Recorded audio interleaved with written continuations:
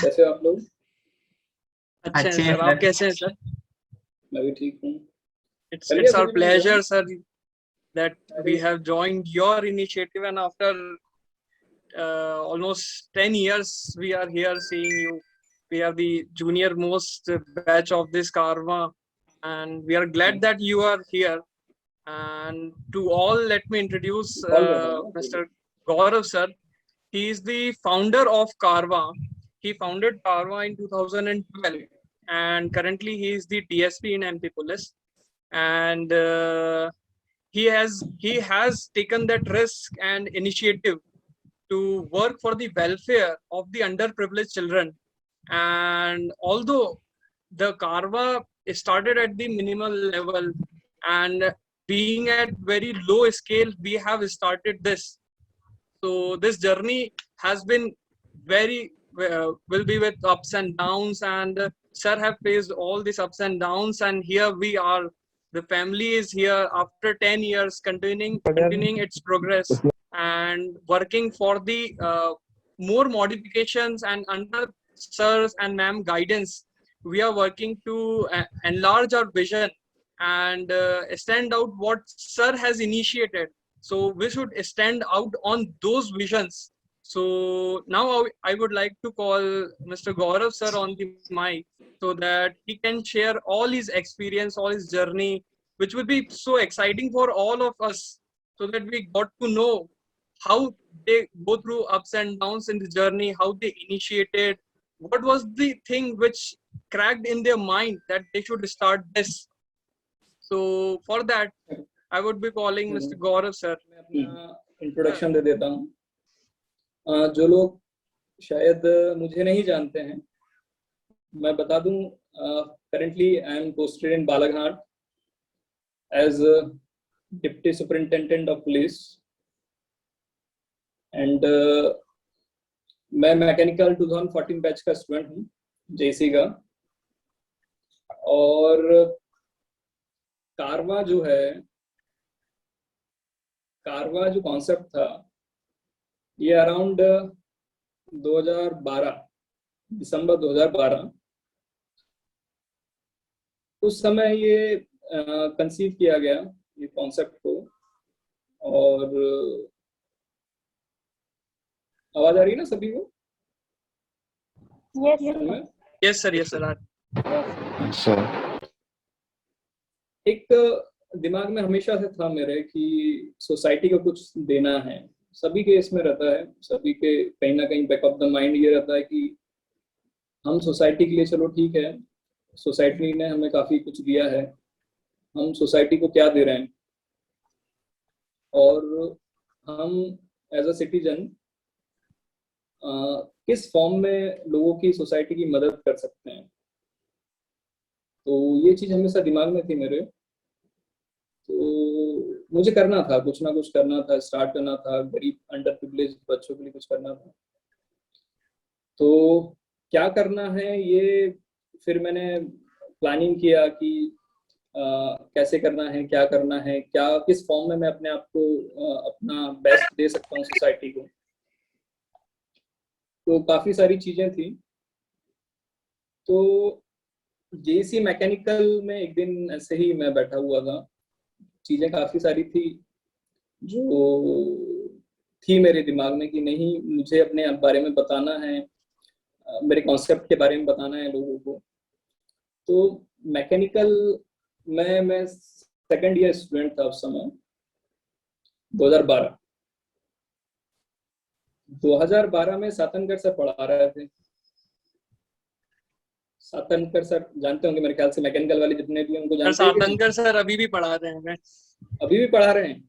Yes sir. अभी भी notes बनवाते हैं कॉपी में? Yes sir. ओके. तो उस समय उनका एक लेक्चर था, और हमारा जो ग्रुप था मैकेनिकल में, हम लोग बैक बेंचर्स थे, है ना. कभी भी किसी भी चीज में कभी एक्टिव पार्टिसिपेशन हमने नहीं किया था.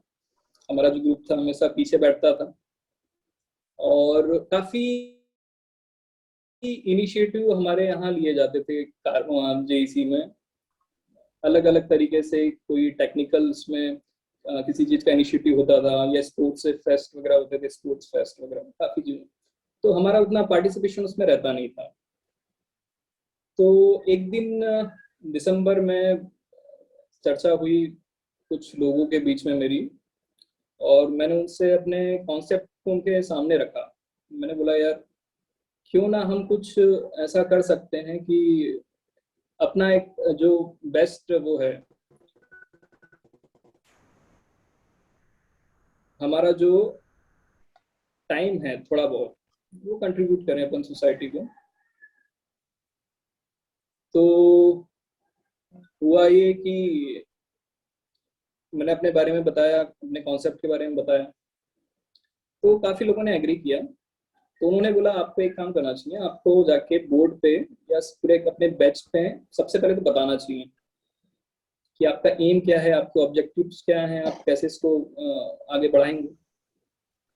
तो साधनकर सर का जैसे ही लेक्चर खत्म हुआ, उसके बाद मैंने एक हमारा को फाउंडर है अनुराग मिश्रा, उसको बोला कि आप एक काम करिए, आप जैसे ही क्लास खत्म होती है आप सामने जाके बोर्ड पे सभी को बोलना कि मुझे बस 5 मिनट चाहिए, कुछ चीजें मुझे बतानी है, अपने बैचमेट्स को बतानी है। तो जैसे ही लेक्चर खत्म हुआ, अनुराग मिश्रा ने सभी को रोका और मैंने एक चौक उठाई और ब्लैक बोर्ड में बड़े बड़े अक्षरों में कारवा, I stand for the welfare of another India. ये दिसंबर की बात है 2012।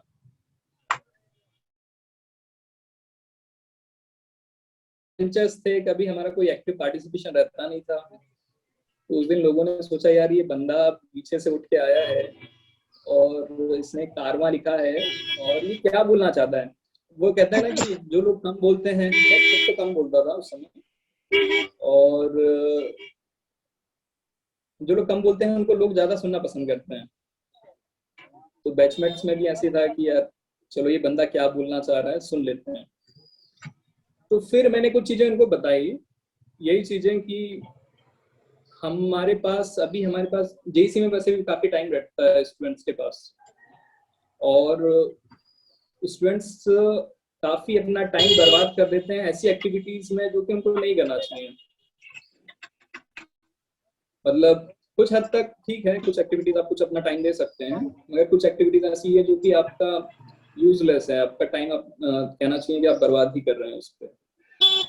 तो फिर यही चीज मैंने उनको बताया, इसी तरह से बताया कि हमें अपना कुछ टाइम जो है ऐसे कामों में लगाना चाहिए जो कि जिससे हमें सेटिस्फेक्शन मिले, जिससे हमें सेल्फ सेटिस्फेक्शन मिले कि चलो ठीक है हमने इस एज में ऐसा काम किया है और इस एनर्जी के साथ हमने ऐसा काम किया है। तो 3-4 चीजें मेरे पास रहती थी, तो मैं हमेशा उसको कोट करता था कि 3 चीजें हैं, एक तो टाइम, एनर्जी और मनी।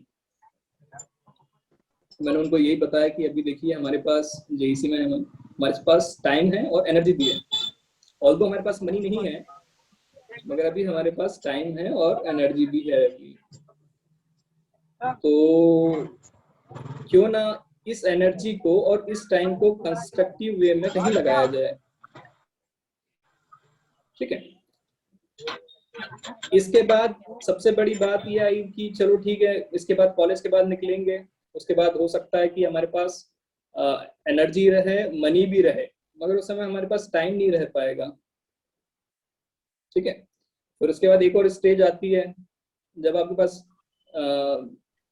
टाइम भी रहता है, पैसा भी रहता है, मगर आपके पास एनर्जी नहीं रहती कि आप कुछ कर पाओ, कंट्रीब्यूट कर पाओ। ठीक है, जैसे काफी फिलेंथ्रोपिस्ट वगैरह हैं बड़े बड़े, उनके पास काफी पैसा है, मगर अब वो चाहेंगे कि हम फील्ड पे जाके, वो सेटिस्फेक्शन वाली चीज होती है ना कि जाके किसी बच्चों को पढ़ाना या कुछ करना, वो भले ही पैसे दे सकते हैं मगर वो जाके फील्ड पे किसी के लिए, किसी का हेल्पिंग हैंड बनना वहां पर जाके फील्ड पे, वो नहीं कर पाते हैं। ये 3 स्टेज रहती है, तो मुझे लगा कि ये बेस्ट स्टेज है, कॉलेज में हम स्टूडेंट्स हैं, हमारे पास काफी टाइम है ना, तो उसमें से कुछ टाइम हम बच्चों को दे सकते हैं जो कि अंडर प्रिविलेज्ड है। तो मैंने उनको यही बताया कि हम बेस्ट चीज क्या कर सकते हैं, हम लोगों को, बच्चों को पढ़ा सकते हैं, खासकर उन बच्चों को जिनको जरूरत है। सिग्नेचर किया, उन्होंने सपोर्ट किया, उन्होंने ये कहा कि गौरव आप जो भी करेंगे इस फील्ड में हम आपके साथ खड़े रहेंगे। हम लोगों का कुछ एक ग्रुप था, क्लोज ग्रुप, तो वो तो खैर मेरे साथ थे। और उसके बाद हमने धीरे धीरे सोचा कॉन्सेप्ट, फिर हम और बनाने लगे कि और क्या कर सकते हैं, सब कुछ था। तो ये हुआ, 2-3 दिन हमने फिर पूरा प्लान किया कि कहाँ हमें काम करना चाहिए, कैसे काम करना चाहिए, कितना टाइम हमें देना चाहिए, ये सब चीजें थी हमारे पास। तो एक गांव है, हमने डिसाइड किया जबलपुर से 10 किलोमीटर दूर नगना गांव, कि वहां जाकर हम बच्चों को पढ़ाएंगे, जबलपुर से 10 किलोमीटर दूर। तो अब सभी को मैंने तैयार किया, खासकर हमारे जो क्लोज ग्रुप था उसमें 10 लोग थे, और जो 10 लोग थे वो मेरे साथ फर्स्ट बैच में हमेशा रहे, उन्होंने हमेशा सपोर्ट किया मुझे। उस समय सौरभ नहीं आया था, सौरभ देव जो है, क्योंकि ये 10 लोग थे वो हम सिर्फ मैकेनिकल वाले थे, सौरभ देव जो है वो सिविल का है, तो उस समय मेरी मुलाकात सौरभ से नहीं हुई थी।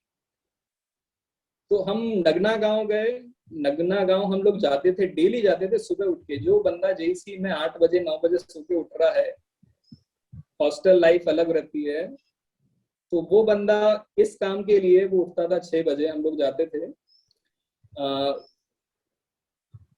मोटरसाइकिल में 3-3 लोग बैठ के जाते थे, और पढ़ाने के लिए एक स्कूल में हमने बात किया कि हम यहाँ पर बच्चों को पढ़ा सकते हैं। कुछ दिन तो काफी अच्छा चला काम, फिर उसके बाद अचानक वहाँ के जो टीचर्स थे उनको ऑब्जेक्शन होने लगा।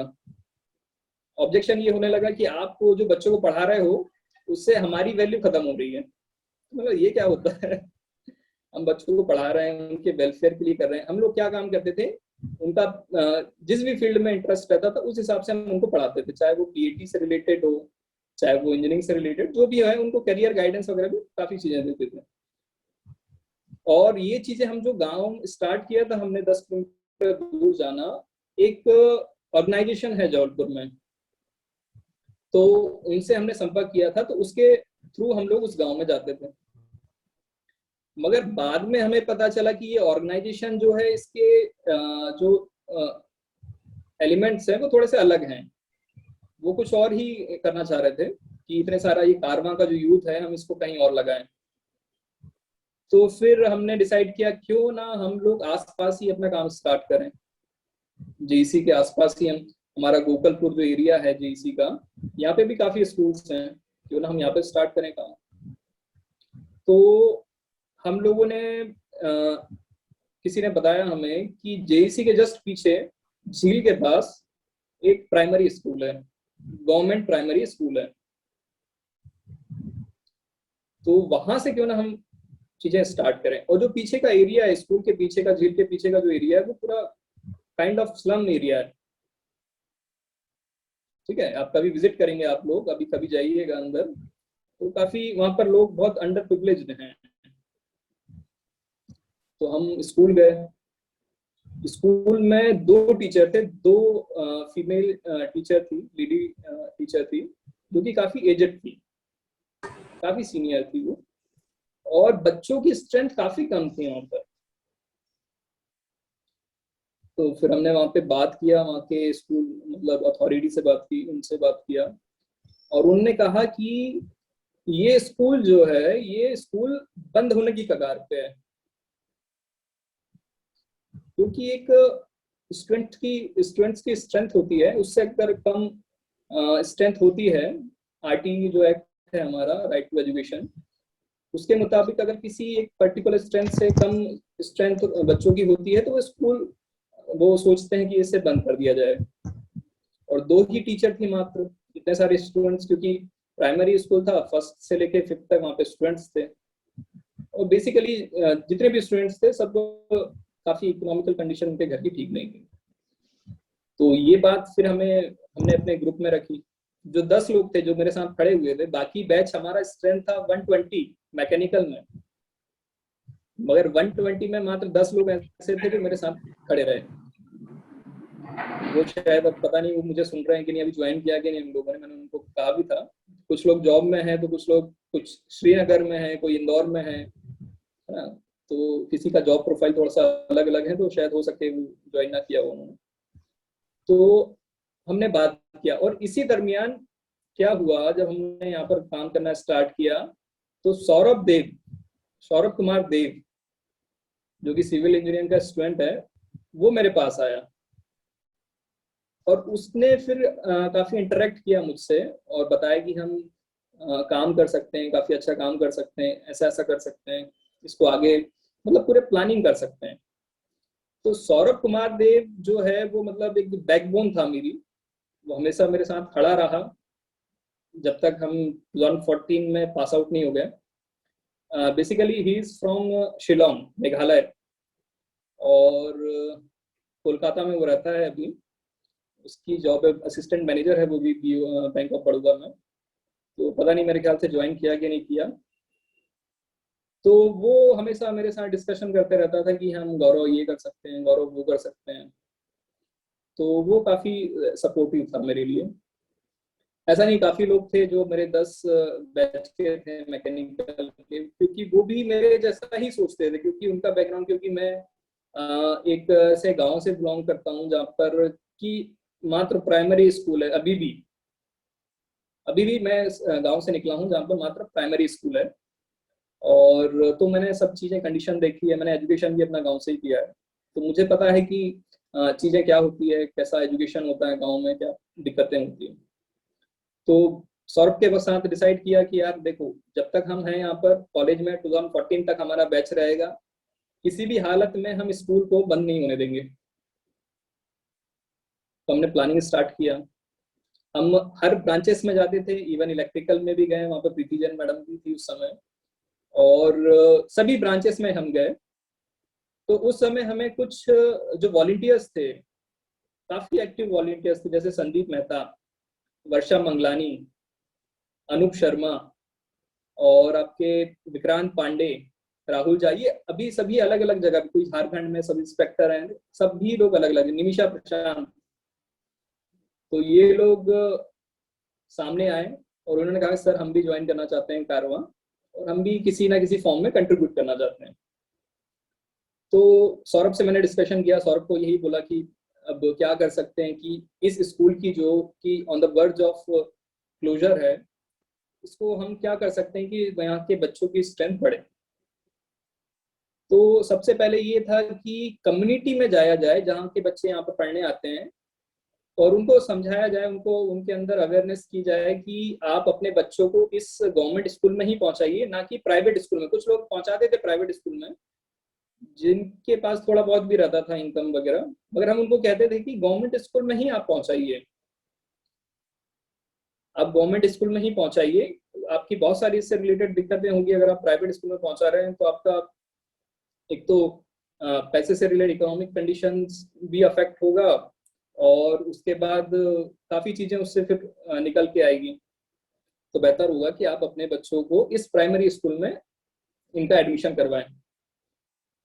तो हम ऐसे अवेयरनेस कैंप वगैरह उस समय लगाते थे, गोपालपुर में पीछे जाते थे सनम एरिया में, तो वहां से अवेयर करते थे परिवारों को कि जाएं। अब उनका सबसे बड़ी बात, ऐसे कामों में आपका एक तो सपोर्ट काफी मायने रखता है, आउटसाइड सपोर्ट। जैसे आपके मान लो कोई प्रोफेसर आपका सपोर्ट कर रहा है, या फिर कोई गवर्नमेंट इंस्टीट्यूशन आपकी सपोर्ट करे। उस समय कोई सपोर्ट नहीं था हमारे पास, और सबसे बड़ा दिक्कत था पैसों का, क्योंकि हम लोग खुद कॉलेज गोइंग स्टूडेंट्स हैं, है ना। अगर हमें मान लो किसी बच्चे को कुछ देना है, जैसे मान लो किताबें देना है, किताब देना है, या कुछ उससे रिलेटेड चीजें देना है, तो हम कैसे करेंगे। तो, तो हमने तो ये चीज खैर काफी लोगों को पता है, काफी लोगों को नहीं पता है। तो मैंने एक कोचिंग इंस्टीट्यूट है कांचघर में, कांचघर में एक कोचिंग इंस्टीट्यूट है, वहां मैंने पढ़ाना स्टार्ट किया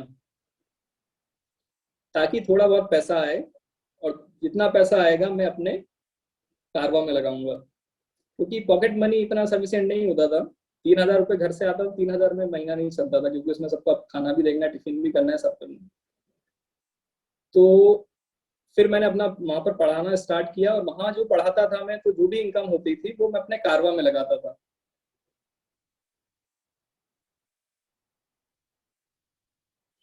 फिर हमने ऐसा चलता गया कारवां, अवेयरनेस हमने किया।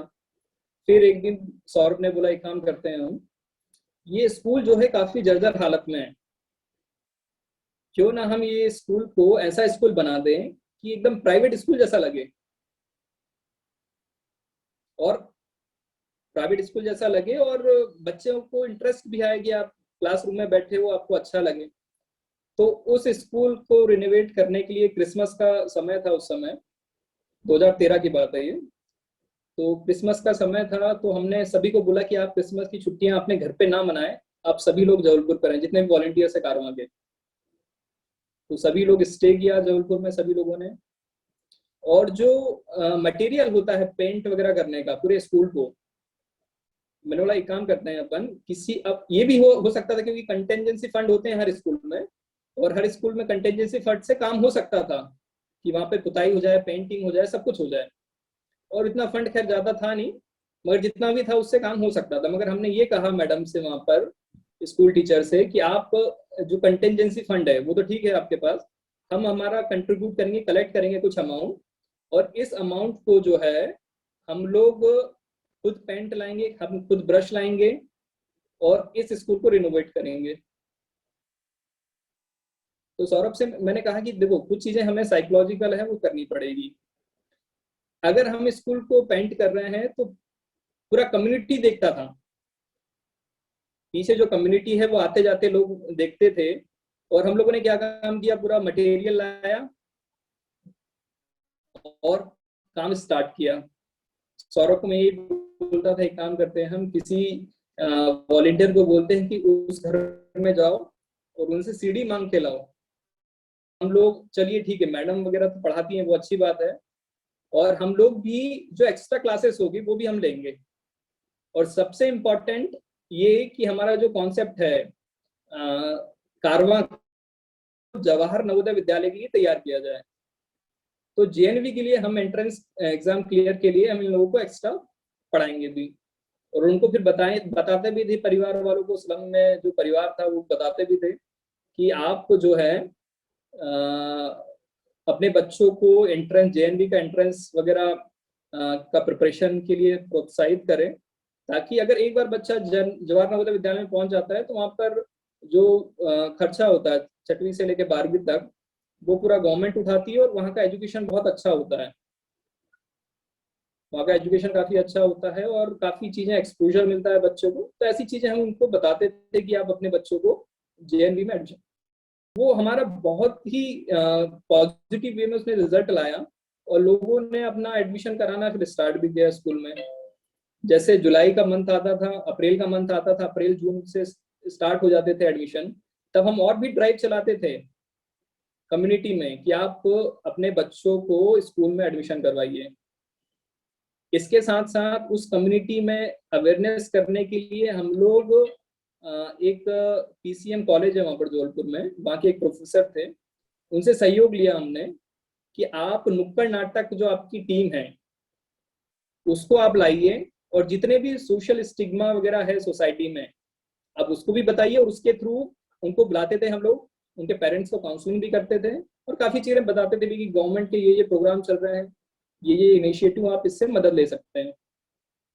और इसी दरमियान ये सब सब चल रहा था हमारा, सावित्री पटेल मैडम भी हमारे पास, उन्होंने सुना होगा कहीं कारवां में बच्चे वगैरह काम कर रहे हैं। एक्चुअली हुआ ये था कि हमारे ग्रुप में एक जितेंद्र तामिया, अभी वो इंजीनियर है उमरिया में, उमरिया प्लांट में, तो उसके थ्रू सावित्री पटेल मैडम को पता चला कि कुछ बच्चे जो है ऐसा काम कर रहे हैं। तो सावित्री पटेल मैडम ने फिर कांटेक्ट किया, फिर उन्होंने कांटेक्ट किया तो वो हमारे प्रोग्राम में आने लगे, 15 अगस्त हो, 26 जनवरी हो, और वो आते थे, हमेशा गिफ्ट वगैरह लाते थे बच्चों के लिए कि चलो बच्चों को ये दे दें, बच्चों को वो दे दें। और वो फिर हम लोग भी उनके घर पे जाना विजिट कर दिया, मेरे ख्याल से आप लोग जाते होंगे 2nd 3rd ईयर वाले। मीटिंग का जो पॉइंट होता था फिर सावित्री पटेल मैडम का घर होता था, वहां पर चाय पीना, वहां पर खिचड़ी खाना, सब कुछ वहां पर चलता था। और वहां उसमें हम डिस्कशन भी वहीं पर करते थे कि चलो कारवां में हमें आगे का कदम जो है इस तरह उठाना है, इस तरह हम आगे काम करेंगे। तो मैडम का जो सपोर्ट था एज अ मेंटोर, क्योंकि एक लगता है ना, आप कितना भी प्लानिंग कर लो, कितने भी आइडियाज आ जाए, जब तक एक बड़ा आपके साथ ना हो, वो चीजें सब अधूरी रह जाती हैं, अधूरी सी लगती है। बड़ा एक आपके ये साथ कोई मेंटर हो। सर ये चाय पे चर्चा आज भी होती है। हम अच्छा। लोग ने भी मैम के घर पे काफी चाय पे चर्चा करी है, और बहुत मजेदार होती है, बहुत। बिल्कुल मजा भी आता है और बहुत अच्छा भी लगता है। मेरे ख्याल से आप लोग, मैडम अभी भी यहीं पर है, जबलपुर में ही है, कभी जाइएगा, जो फर्स्ट ईयर के स्टूडेंट है खासकर, तो आप लोग जाइएगा मैडम के यहाँ। और अभी रंजना सिंह मैडम भी हमारे साथ जुड़ने वाली है, तो मैडम से भी आप लोग संपर्क में रहिएगा। मैडम का भी काफी गाइडेंस रहेगा, और पटेल मैडम ने भी काफी मतलब गाइड किया है चीजों को लेकर। तो ऐसा हम लोग काम करते थे कारवा में। तो उसके रिजल्ट मतलब प्लानिंग से करते थे कि यार चलो, आज हम किसी की पढ़ाई भी अफेक्टेड ना हो, क्योंकि हम भी स्टूडेंट्स थे, हम भी सोचते थे कि हमारा पढ़ाई जो है हैम्पर ना हो।